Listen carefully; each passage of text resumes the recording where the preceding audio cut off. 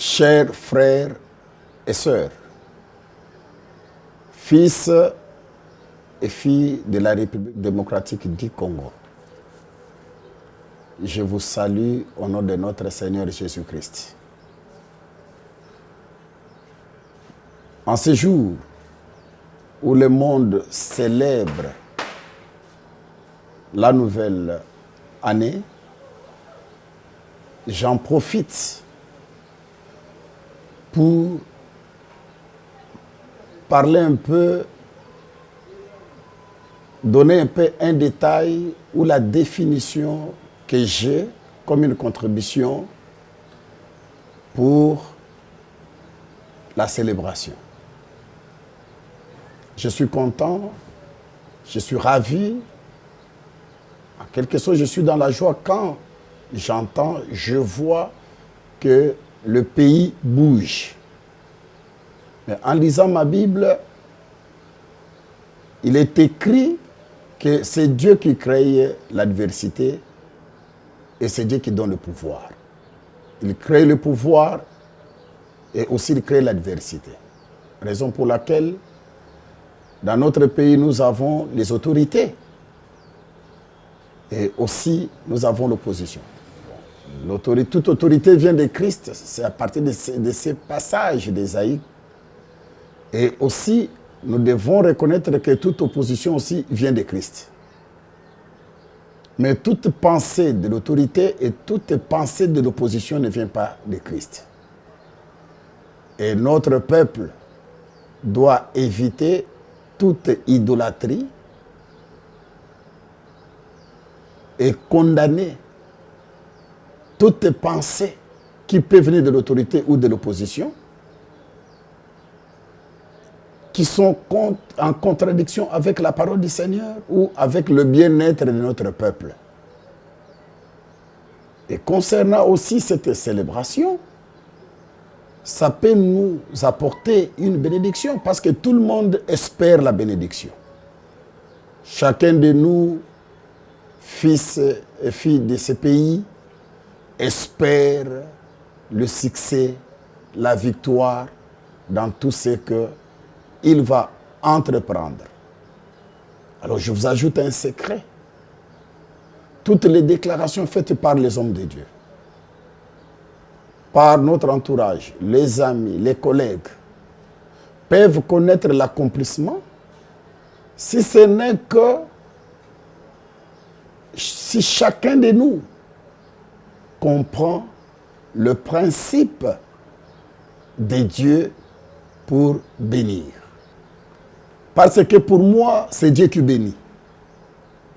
Et alors, je vais demander à tout un chacun de nous qui espère avoir le succès de respecter ces principes. Voici la procédure pour être béni. Ce n'est pas le problème de la nouvelle année quand vous quittez 2019 pour 2020 en disant que c'est le 2020 qui pourra t'apporter la bénédiction. Non, le 2020 peut t'apporter la bénédiction que si tu as reçu en toi Jésus-Christ qui a été immolé à la croix et que c'est Jésus nous a laissé un évangile de la vérité selon Éphésiens chapitre 1 verset 13.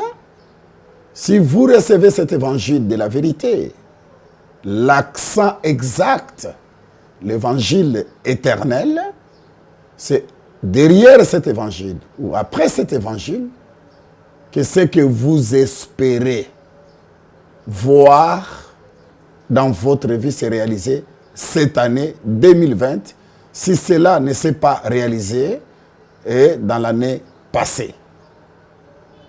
Et j'aimerais dire à tout le monde,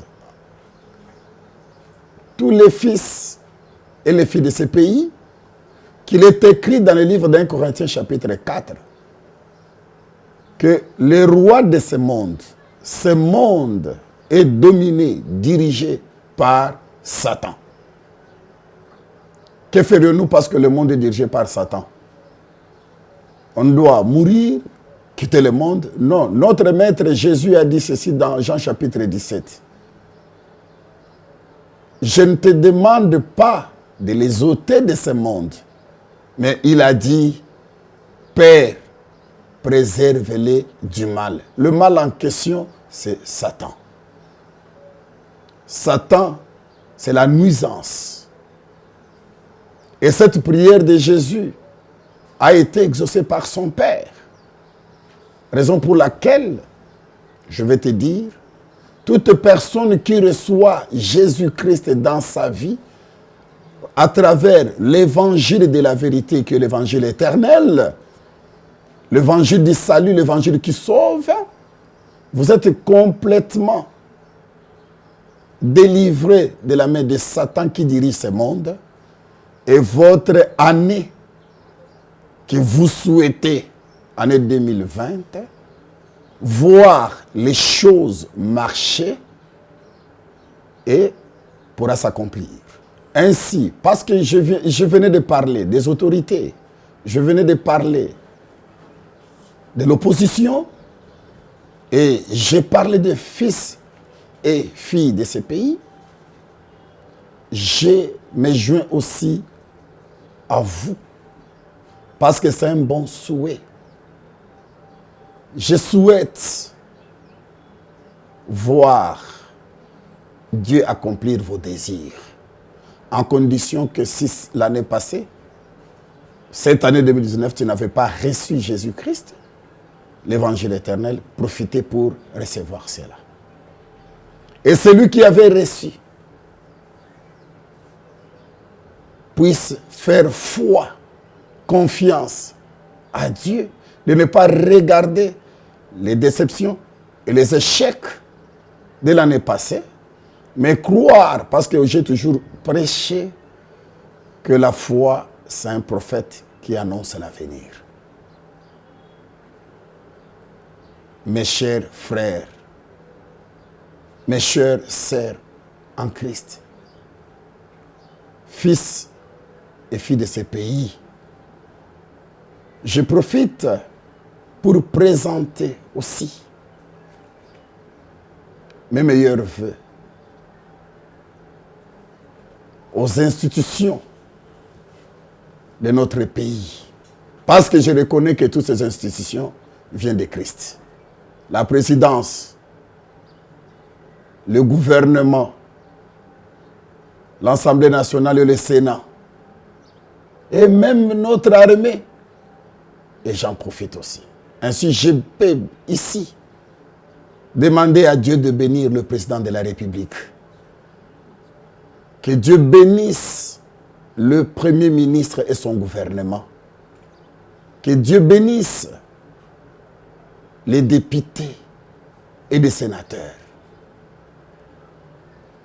Et aussi, je pense à mes frères. Ça, c'est une particularité. Ma pensée et ma prière va tout droit à l'est de la République démocratique du Congo.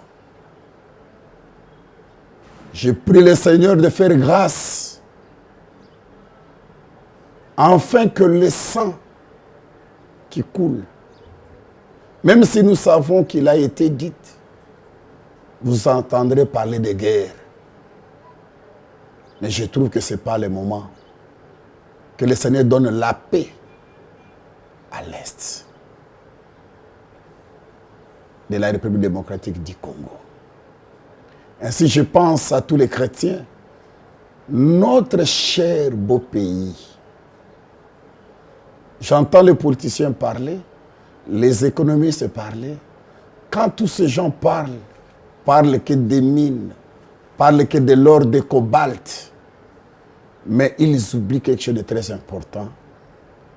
C'est que RDC est rempli de gens nés de nouveau. RDC est rempli de chrétiens. Le peuple de la République démocratique du Congo aime la Bible, aime la parole du Seigneur. C'est une richesse aussi pour notre cher et beau pays, la République démocratique du Congo. Ainsi que Dieu bénisse tous les chrétiens, partout où ils sont, quelle qu'en soit leur divergence. Nous croyons que, avant que Jésus-Christ revienne sur cette terre, tous les enfants de Dieu auront la même foi. Et j'en profite pour m'adresser aussi à toutes les assemblées des saints dans le monde entier. Que Jésus-Christ, le Père de l'évangile éternel, Jésus-Christ, prenne soin de vous partout où vous êtes dans le monde. Là où tu n'avais pas reçu, là où chacun de nous n'avait pas reçu, chacun de nous relève la tête et regarde la croix de Jésus qui nous a unis tous pour le grand jour. Que Dieu nous accorde l'esprit de l'évangélisation et que nos églises s'épanouissent pour la gloire de l'Éternel. Que Jésus-Christ bénisse aussi toutes les mamans de la République démocratique du Congo. Quand je vois toutes ces mamans, avec ce qui est l'état économique de notre pays, toutes ces braves mamans méritent un encouragement, une bénédiction de la part de l'Éternel. Que cette année aussi soit une année de grâce pour toutes ces mamans. Je n'oublie pas le courage des enseignants. Et que j'ai vu hier, qui n'étaient pas bien payés, mais ils ont tout fait pour donner à nos enfants une éducation.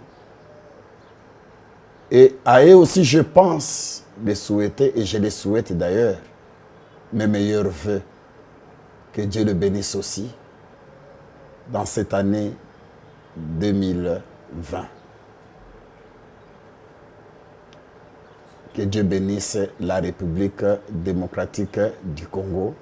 Que Dieu bénisse tous les fils et les filles de la République démocratique du Congo. Merci.